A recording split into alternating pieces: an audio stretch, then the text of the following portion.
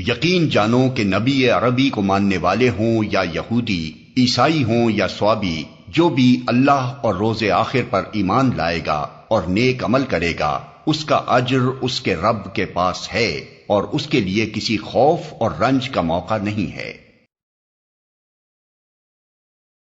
سلسلہ عبارت کو پیش نظر رکھنے سے یہ بات خود بخود واضح ہو جاتی ہے کہ یہاں ایمان اور اعمال صالحہ کی تفصیلات بیان کرنا مقصود نہیں ہے کہ کن کن باتوں کو آدمی مانے اور کیا کیا اعمال کرے تو خدا کے ہاں اجر کا مستحق ہو۔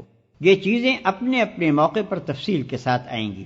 یہاں تو یہودیوں کے اس ذوم باطل کی تردید مقصود ہے کہ وہ صرف یہودی گروہ کو نجات کا اجارہ دار سمجھتے تھے۔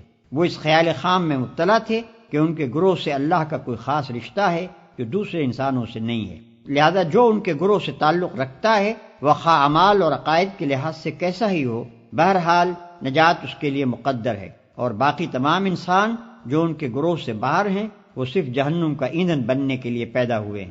اس غلط فہمی کو دور کرنے کے لیے فرمایا جا رہا ہے کہ اللہ کے ہاں اصل چیز تمہاری یہ گروہ بندیاں نہیں ہیں، بلکہ وہاں جو کچھ اعتبار ہے وہ ایمان اور عمل صالح کا ہے۔ جو انسان بھی یہ چیز لے کر حاضر ہوگا وہ اپنے رب سے اپنا اجر پائے گا۔ خدا کے ہاں فیصلہ آدمی کی صفات پر ہوگا، نہ کہ تمہاری مردم شماری کے رجسٹروں پر۔ یاد کرو وہ وقت جب ہم نے طور کو تم پر اٹھا کر تم سے پختہ عہد لیا تھا اور کہا تھا کہ جو کتاب ہم تمہیں دے رہے ہیں اسے مضبوطی کے ساتھ تھامنا، اور جو احکام و ہدایات اس میں درج ہیں انہیں یاد رکھنا۔ اسی ذریعے سے توقع کی جا سکتی ہے کہ تم تقوی کی روش پر چل سکو گے۔ یاد کرو وہ وقت جب ہم نے طور کو تم پر اٹھا کر تم سے پختہ عہد لیا تھا اور کہا تھا۔ اس واقعے کو قرآن میں مختلف مقامات پر جس انداز سے بیان کیا گیا ہے اس سے یہ بات صاف ظاہر ہوتی ہے کہ اس وقت بنی اسرائیل میں یہ ایک مشہور و معروف واقعہ تھا، لیکن اب اس کی تفصیلی کیفیت معلوم کرنا مشکل ہے۔ بس مجملاً یوں سمجھنا چاہیے کہ پہاڑ کے دامن میں میثاق لیتے وقت ایسی خوفناک صورتحال پیدا کر دی گئی تھی کہ ان کو ایسا معلوم ہوتا تھا گویا پہاڑ ان پر آ پڑے گا۔ ایسا ہی کچھ نقشہ سورہ اعراف آیت 171 میں کھینچا گیا ہے۔ مگر اس کے بعد تم اپنے عہد سے پھر گئے، اس پر بھی اللہ کے فضل اور اس کی رحمت نے تمہارا ساتھ نہ چھوڑا، ورنہ تم کبھی کے تباہ ہو چکے ہوتے۔ پھر تمہیں اپنی قوم کے ان لوگوں کا قصہ تو معلوم ہی ہے جنہوں نے سبت کا قانون توڑا تھا۔ ہم نے انہیں کہہ دیا کہ بندر بن جاؤ اور اس حال میں رہو کہ ہر طرف سے تم پر دھتکار پھٹکار پڑے۔ سبت یعنی ہفتے کا دن بنی اسرائیل کے لیے یہ قانون مقرر کیا گیا تھا کہ وہ ہفتے کو آرام اور عبادت کے لیے مخصوص رکھیں۔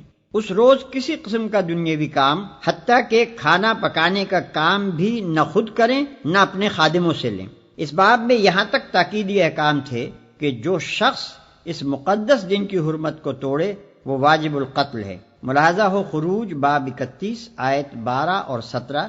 لیکن جب بنی اسرائیل پر اخلاقی و دینی انحطاط کا دور آیا تو وہ علل اعلان سبت کی بے حرمتی کرنے لگے، حتیٰ کہ ان کے شہروں میں کھلے بندوں سبت کے روز تجارت ہونے لگی۔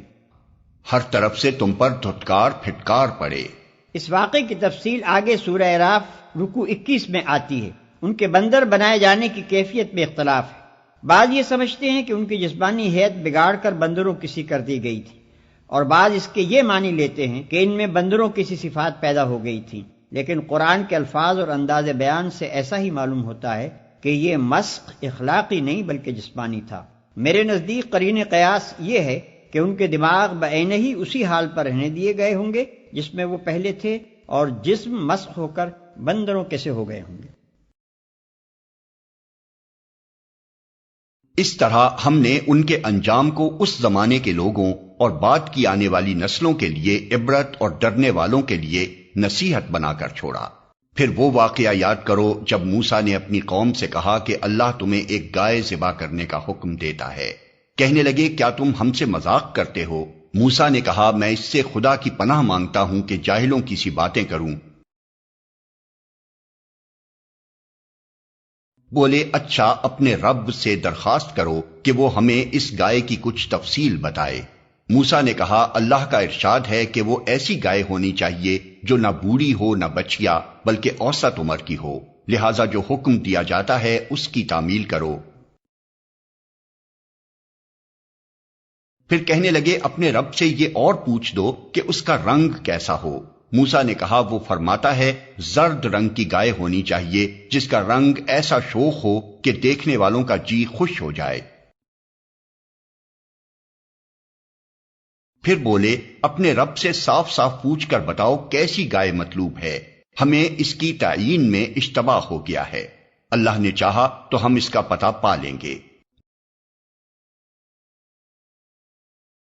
موسیٰ نے جواب دیا اللہ کہتا ہے وہ ایسی گائے ہے جس سے خدمت نہیں لی جاتی، نہ زمین جوتتی ہے نہ پانی کھینچتی ہے، صحیح سالم اور بے داغ ہے۔ اس پر وہ پکار اٹھے کہ ہاں اب تم نے ٹھیک پتہ بتایا ہے، پھر انہوں نے اسے ذبح کیا ورنہ وہ ایسا کرتے معلوم نہ ہوتے تھے۔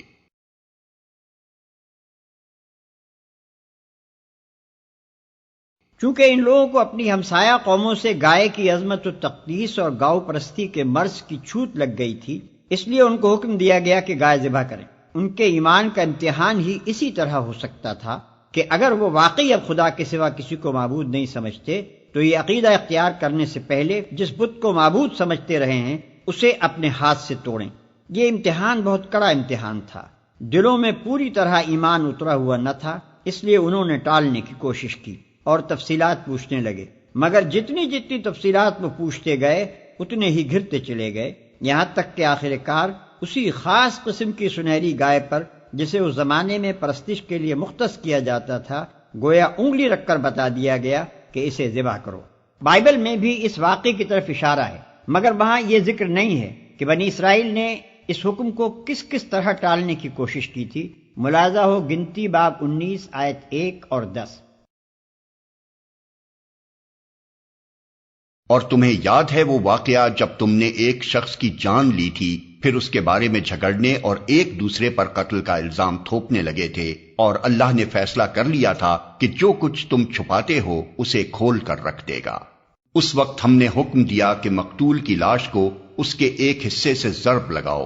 دیکھو اس طرح اللہ مردوں کو زندگی بخشتا ہے اور تمہیں اپنی نشانیاں دکھاتا ہے تاکہ تم سمجھو۔ اس مقام پر یہ بات تو بالکل صریح معلوم ہوتی ہے کہ مقتول کے اندر دوبارہ اتنی دیر کے لیے جان ڈالی گئی کہ وہ قاتل کا پتہ بتا دے، لیکن اس غرض کے لیے جو تدبیر بتائی گئی تھی، یعنی لاش کو اس کے ایک حصے سے ضرب لگاؤ، اس کے الفاظ میں کچھ ابہام محسوس ہوتا ہے، تاہم اس کا قریب ترین مفہوم وہی ہے جو قدیم مفسرین نے بیان کیا ہے، یعنی یہ کہ اوپر جس گائے کے ذبح کرنے کا حکم دیا گیا تھا اسی کے گوشت سے مقتول کی لاش پر ضرب لگانے کا حکم ہوا۔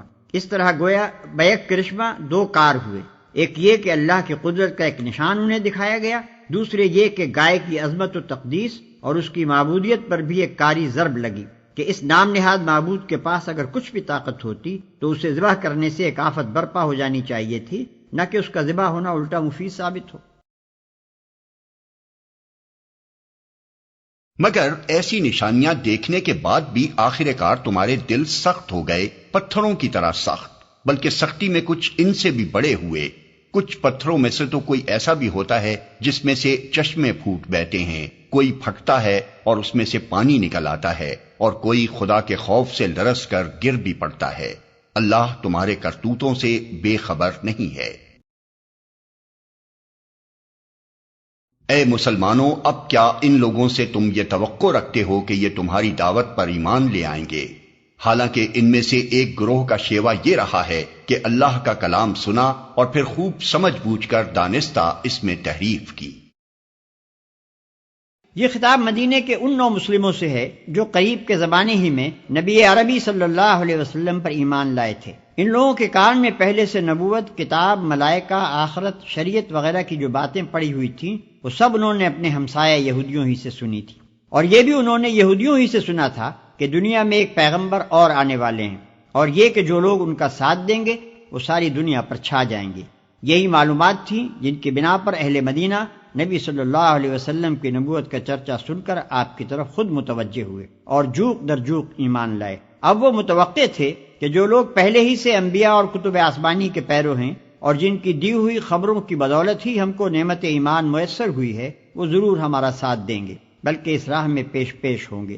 چنانچہ یہی توقعات لے کر یہ پرجوش نو مسلم اپنے یہودی دوستوں اور ہمسایوں کے پاس جاتے تھے اور ان کو اسلام کی دعوت دیتے تھے۔ پھر جب وہ اس دعوت کا جواب انکار سے دیتے تو منافقین اور مخالفین اسلام اس سے یہ استدلال کرتے تھے کہ معاملہ کچھ مشتبہ ہی معلوم ہوتا ہے، ورنہ اگر یہ واقعی نبی ہوتے تو آخر کیسے ممکن تھا کہ اہل کتاب کے علماء اور مشائخ اور مقدس بزرگ جانتے بوجھتے ایمان لانے سے منہ موڑتے اور خواہ اپنی عاقبت خراب کر لیتے۔